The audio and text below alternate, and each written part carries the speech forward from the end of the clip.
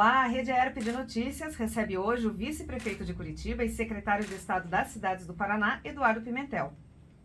Eduardo já ocupou cargos públicos como a direção de marketing da Fundação Cultural de Curitiba, foi também diretor-geral da SEASA e subchefe da Casa Civil do Governo do Paraná. Em novembro de 2020, foi reeleito vice-prefeito de Curitiba e ano passado foi convidado pelo governador Ratinho Júnior a assumir a Secretaria das Cidades. Eduardo e eu, Juliana Sartori, então faço as boas-vindas para você que é a Rede ERP de Notícias. Muito obrigado por aceitar aqui o nosso convite. Obrigado a vocês, a toda a Rede ERP, que transmite informação com qualidade pelo Paraná todo. Para mim é um privilégio poder estar aqui mais uma vez para conversar um pouco sobre o estado do Paraná e também a cidade de Curitiba. Como funciona acumular essas duas funções, uma na prefeitura e outra no governo do estado, justamente nessa secretaria que tem uma grande capilaridade, né, no Paraná, atendendo aí os 399 municípios. E é uma secretaria que ainda ajuda na formulação de políticas públicas, melhoria de infraestrutura, tem esse foco no desenvolvimento sustentável. Como é que funciona essa junção? É um privilégio, né, porque ocupar o cargo de vice-prefeito da cidade de Curitiba, que entramos no 8º ano junto com o prefeito Rafael Greca, numa gestão que tem sido reconhecida pela inovação, pela sustentabilidade, pelo cuidado, pela melhoria na qualidade de vida do curitibano, isso é um privilégio muito grande. E a lei, ela me permite, e eu fui convidado pelo governador, na transição do primeiro para o segundo governo dele, para ocupar esse cargo de secretário de Estado das Cidades, que é a maior secretaria no relacionamento com os municípios do Paraná. Investimos nos 399 municípios do Paraná, com muita força. E na grande maioria deles, a Secretaria das Cidades é a maior mola de propulsão da economia local, porque os grandes investimentos estão acontecendo através da Secretaria de Estado das Cidades, que já foi ocupada por 6 anos pelo nosso governador Ratinho Júnior. Então é uma secretaria muito forte. E como você falou, né, Juliana, ela promove e ela dá apoio não só no levantamento técnico, no apoio técnico para os municípios, como a constituição dos seus planos de diretores, que é aquele mapa que a cidade tem, que o gestor municipal tem, para onde a cidade deve crescer, aonde que os investimentos devem acontecer, mas também na liberação de recursos, e principalmente, né, na verdade, na liberação de recursos de investimentos diretos nos municípios do Paraná. São 3 formas, principalmente. O grande grosso do recurso, que é financiamento, e investimento de transferência voluntária, que é o fundo perdido, que o Estado dá e o município não precisa devolver, e também as emendas parlamentares dos deputados estaduais. Para você ter uma ideia, em 2022, no último ano do primeiro governo Ratinho Júnior, foram investidos quase R$1 bilhão nos municípios paranaenses. E no ano passado, fruto do trabalho de transferência voluntária, de financiamento, mas aí com um novo fator, o programa Asfalto Novo Vida Nova, nós passamos de R$2 bilhões de investimento nos municípios do Paraná.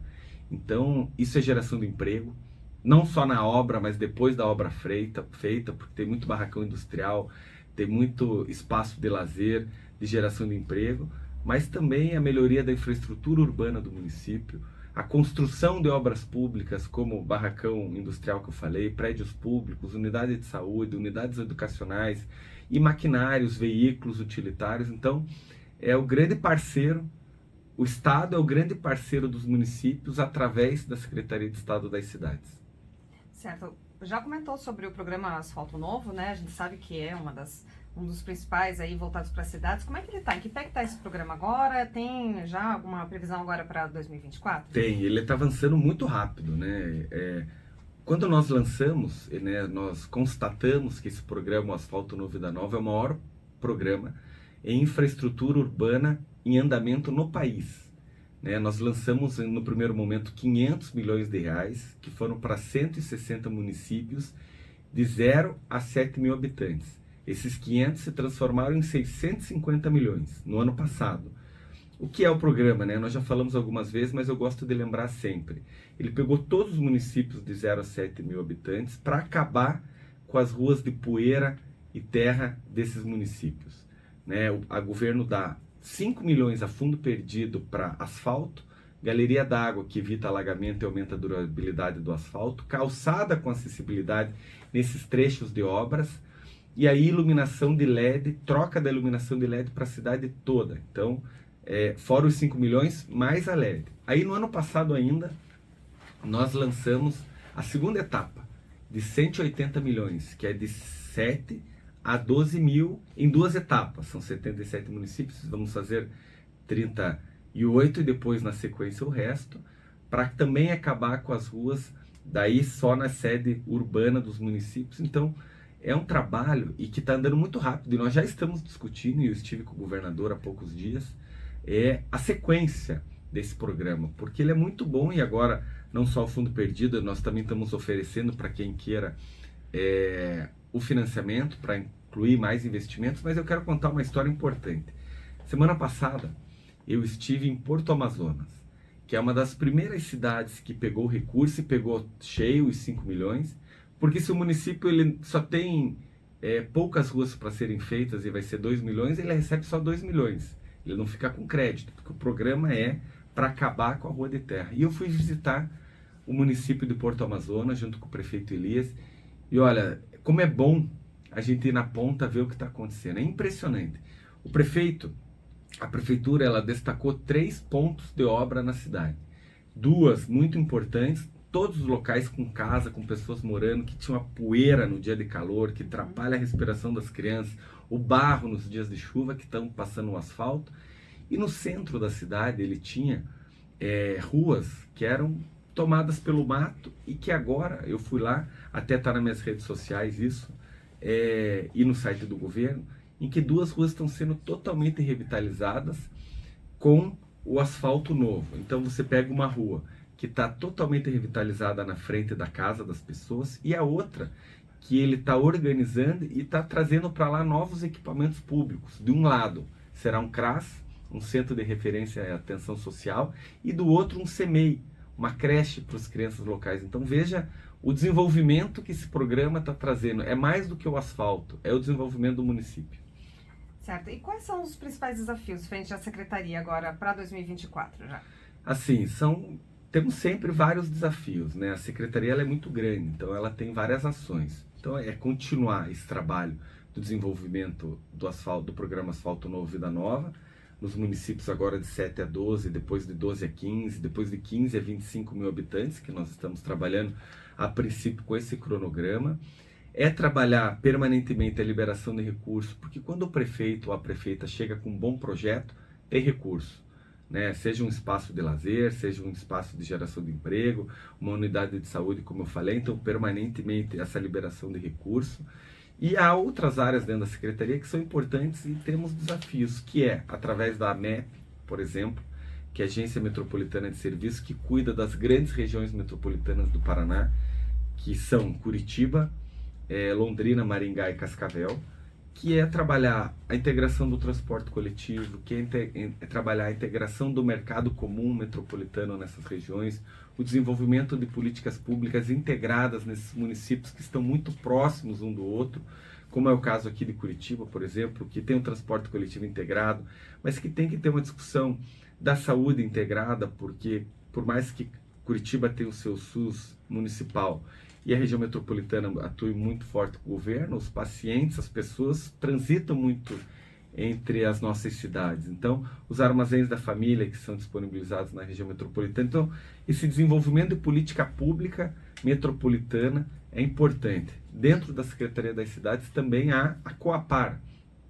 que é essa empresa pública que constrói casas, que tem a política pública de habitação social, em que ela anda muito bem, mas que está dentro da Secretaria das Cidades. Então, fomentar cada vez mais a construção de casa, a liberação de casa, o condomínio do idoso, que tem sido um programa muito forte do governo do estado, através da Secretaria.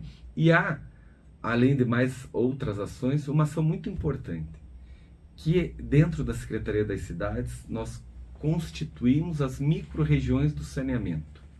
Hoje, pelo Marco Legal do Saneamento, que é essa lei federal, ela exige que os estados se organizem. O Paraná está sendo pioneiro, né? Nós organizamos o estado em 3 micro-regiões, onde elas têm autonomia própria de fazer o saneamento através da empresa pública do estado, que é a Sanepar, que faz um grande trabalho, né? E também quem queira, né, os 50 e poucos municípios que ainda têm o investimento ou da sua empresa própria ou de uma empresa terceirizada. Então, é o marco legal de saneamento para dar um salto no saneamento no estado do Paraná, para que até 2033 nós tenhamos 99% no estado todo de tratamento de água e 95% do tratamento e coleta de esgoto. Hoje as grandes cidades e médias têm, mas a gente precisa avançar ainda em algumas cidades menores. Então todo esse trabalho de política pública está sendo feito dentro da Secretaria das Cidades.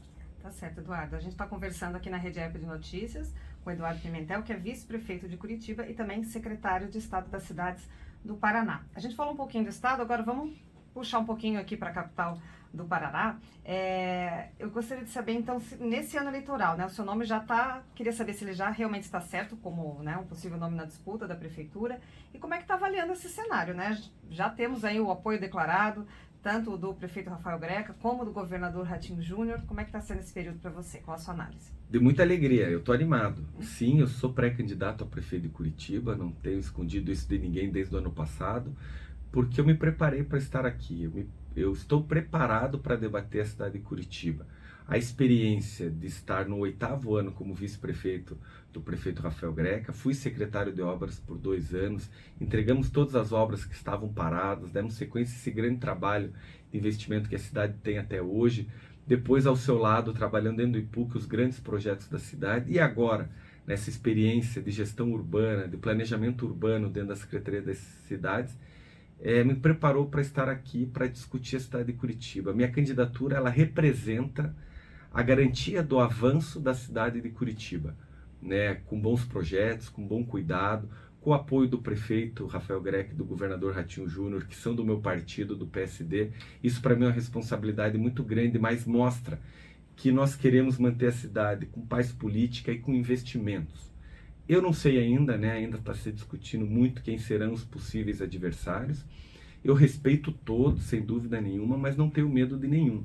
Eu quero debater a cidade de Curitiba com quem for o possível adversário, porque eu amo a minha cidade que eu nasci, que eu casei, que meus 3 filhos nasceram, que aqui vivem, porque administrar uma cidade, eu não tenho dúvida que tem muita gente com boa vontade, mas tem que ter experiência no executivo, não é fácil, são dezenas de decisões por dia, tem que ter pulso firme nas decisões, porque uma cidade é um organismo em transformação, uma cidade é permanente construção, e eu me sinto preparado para fazer esse debate. Esse ano será muito importante para o cidadão curitibano e todas as cidades do país, claro, escolherem os seus próximos prefeitos e prefeitas, mas eu tenho certeza que vai ser uma campanha bonita, de discussão de ideias, e acho que a gente pode fazer muito, tenho certeza que a gente pode propor muita coisa boa para a cidade de Curitiba. Já tem nome para vice-prefeito ou ainda não? Ainda não, eu tenho sido perguntado bastante sobre isso, e eu gosto de dizer 2 coisas, viu, Juliana, e a todos os ouvintes.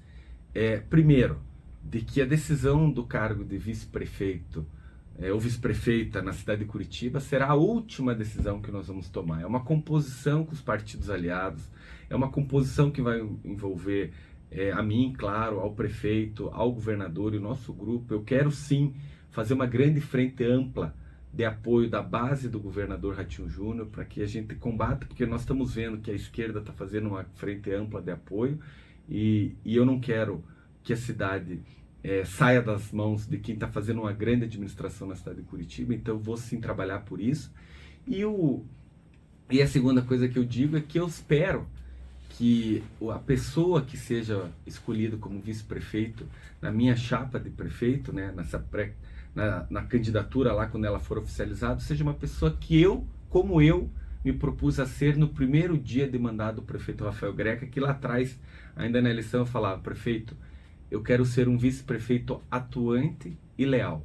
E eu estou conseguindo entregar isso para o prefeito, com atuação e lealdade, contribuindo na administração e sendo leal. Não é à toa que a nossa relação é muito boa até hoje, minha e do prefeito Rafael Greca, tenho o apoio dele, e é isso que eu espero como características da pessoa que vai ser escolhida como a minha candidata a vice-prefeito ou candidata a vice-prefeito. Certo. Você faz parte de um grupo de partidos da base do governo, né? E também há outros nomes de possíveis pré-candidatos. É possível ter uma chapa única? É nisso que você está trabalhando com esse grupo? Eu tenho essa vontade, sem dúvida, de fazer uma frente ampla de apoio da base do governador Ratinho Júnior. Acho que isso é importante para a cidade, isso é importante para o estado, é a união, é a força, para que a gente não deixe a cidade cair na mão de pessoas que não tenham experiência ou que defendam teses que eu acredito que não vale para a cidade de Curitiba. Então eu vou trabalhar muito nesse período de composições para que a gente tenha uma chapa coesa na base de apoio do governo do estado. Certo. Eu queria saber um pouquinho, então, dessa sua trajetória política, né? Acredito que tem uma influência grande do seu avô, Paulo Pimentel, que foi governador do Paraná, também um grande radiodifusor. A gente aproveita e fala um pouquinho também da sua relação com os meios de comunicação. Então, se você pudesse comentar, como é que está essa relação com os meios de comunicação e essa importância da tua trajetória política, então, até aqui, justamente nesse ano eleitoral que pretende, né, disputar um cargo bastante importante aqui para o estado. E o primeiro que eu acredito totalmente nos meios de comunicação, porque eu nasci dentro de um meio de comunicação. Os 12 primeiros anos da minha vida de trabalho foram dentro de meios de comunicação. Adolescente já estava dentro já estava com 16 Paraná. anos, eu comecei como auxiliar de serviços gerais, porque o meu avô, Paulo Pimentel, graças a Deus, deu oportunidade, mas falou, começa de lá. Como o meu irmão Daniel, que hoje é presidente da Copel, que atuou muito na rede de radiodifusão, foi presidente da ABERT Nacional, e o Paulo Pimentel, meu avô, foi presidente da ERP, então com muito orgulho. Eu trabalhei em jornais, que era editor do Estado do Paraná e a Tribuna do Paraná, em televisão, que era a TV Iguaçu, que era a retransmissora do SBT, fui executivo de contas, vendia comercial, tinha as minhas PIs para trabalhar. Então, eu acredito muito no meios de comunicação como o grande propagador das informações com credibilidade, que o rádio faz, a TV faz, os jornais fazem, claro que as redes sociais também fazem, mas eu acredito muito nisso. E eu venho desse meio, então para mim é uma alegria. E o Paulo Pimentel, meu avô, com 95 anos, uma cabeça ótima, firme que tá, falo com ele quase todos os dias ao telefone, procuro almoçar na casa dele sempre, porque tem muita experiência, além de ser um avô muito querido, presente na minha vida, um homem público que fez muito pelo Paraná. E sem dúvida, além de uma responsabilidade, né, de carregar o seu sobrenome, que tem credibilidade e respeito, né, é um ânimo, porque ele traz muita experiência no seu dia a dia e está muito bem. E para mim é uma alegria que comecei aí, né, no debate com ele, a me interessar pela vida pública. E acabei entrando na vida pública em 2009, na Fundação Cultural, como você mesmo relembrou no início, e vim crescendo, vim me preparando para isso. Inclusive, eu sou formado em administração de empresas, eu tenho uma pós-graduação em agronegócios, que é um assunto que eu gosto muito também, e já como vice-prefeito da cidade, eu fiz uma especialização em cidades inteligentes pela Fundação Getúlio Vargas de Brasília, depois o módulo em Nantes, na França, que é uma cidade reconhecida pela inovação, porque administrar uma cidade você tem que estar também, como em as outras profissões, sempre antenado. Tem muita informação importante, tem muita tecnologia, tem muita ideia nova circulando no mundo e no país que a gente precisa estar atento. E hoje, né, aproveitando, Juliana, avançando um pouquinho, muito se fala de cidade inteligente, cidade inovadora, inclusive Curitiba recebeu no ano passado o título de cidade mais inteligente do mundo pelo Oscar das cidades, que é uma instituição em Barcelona, que é o Smart City Barcelona, Cidade Inteligente Barcelona, fruto de um trabalho em várias áreas. Mas eu gosto de falar que a cidade inteligente ela não é só tecnológica, ela é também, mas ela não é só. E eu faço 2 exemplos rapidamente. O aplicativo Saúde Já e todos os aplicativos que a gente tem no celular para facilitar a vida do cidadão. Inclusive, a tecnologia e a inovação ela só é importante se ela trouxer melhoria na qualidade de vida lá na ponta, né? Melhorar a vida do cidadão. E o aplicativo Saúde Já ele veio no primeiro ano da nossa gestão para marcar as consultas de especialidade, para evitar que a pessoa chegue de madrugada, para que ela chegue no horário.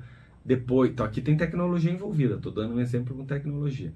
Aí na pandemia ela foi fundamental para marcar as vacinas, né, a primeira, a segunda dose e assim por diante. E agora nós lançamos inclusive que ela pode receber os seus exames pelo celular, tem as teleconsultas agora para quem está com uma gripe leve, para quem não precisa sair de casa. Então, muita tecnologia melhorando a qualidade de vida. Mas há uma série de exemplos que não envolvem tecnologia, mas são de cidade inteligente.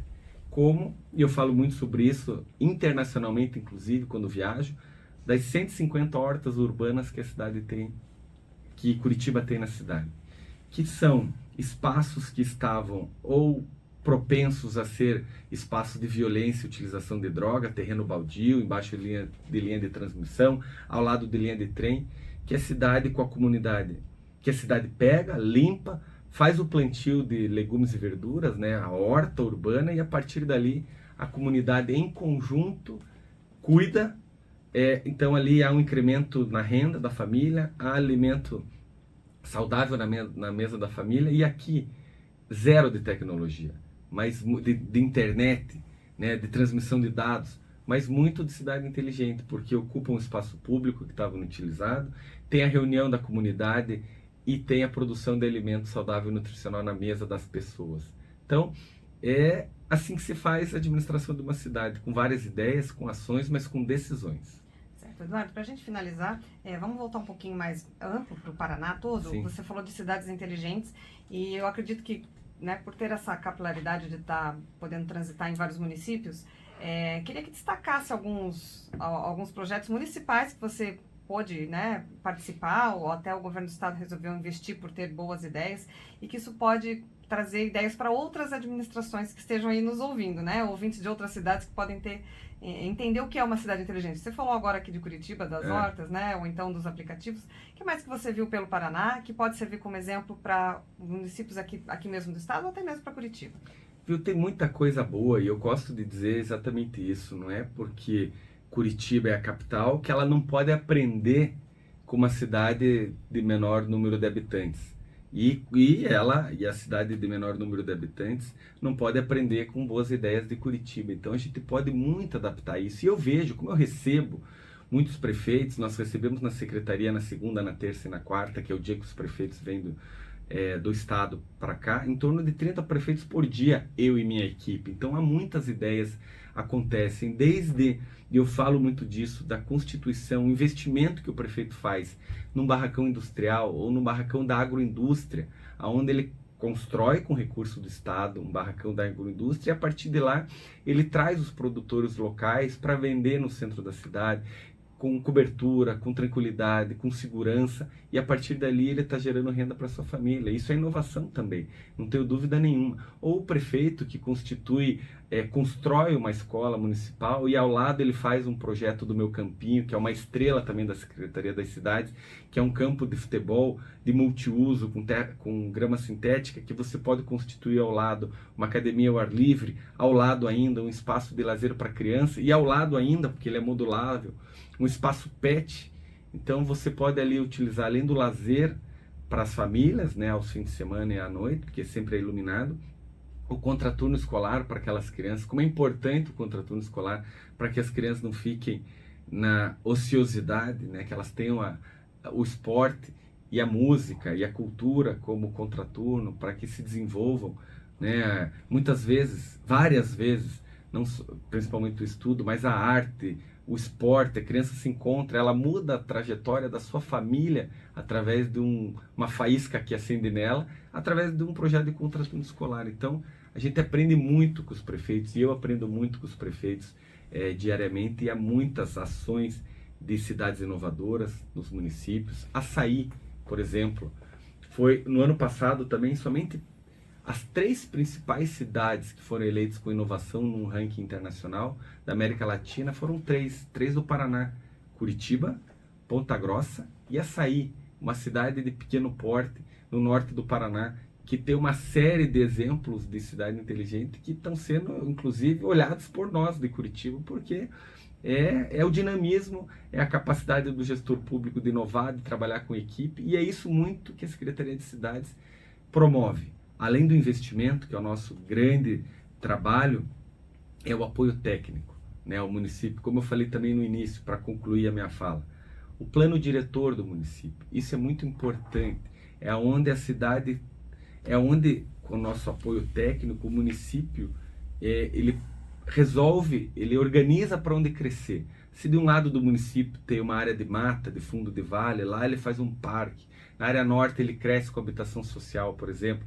Na área oeste ele faz um bairro, ele faz um terminal de transporte, dependendo do tamanho. Na área sul ele conduz a cidade o barracão industrial, a área industrial da cidade. Então, isso é muito importante para não ter o crescimento desorganizado e comunidades que não se conversam, que não têm o serviço público perto. Então, essa é a nossa missão também. Tá certo. Eduardo, vamos finalizar por aqui. Agradeço imensamente a tua participação, tua presença e aceitar o nosso convite de vir aqui. E com certeza a gente vai ter muito a conversar ainda em 2024. Obrigada. Obrigado a você, Juliana, a Rede AERP de Notícias. E como eu falei, o rádio chega na casa das pessoas, chega na casa da Dona Maria, do seu João, que está lá na ponta, escutando. Então, o rádio é um grande canal de comunicação que eu acredito muito, porque leva informação de qualidade e credibilidade. Isso é importante.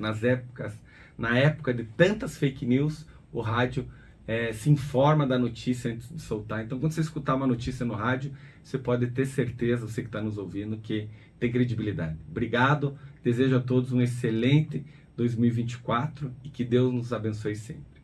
Obrigada. Obrigado.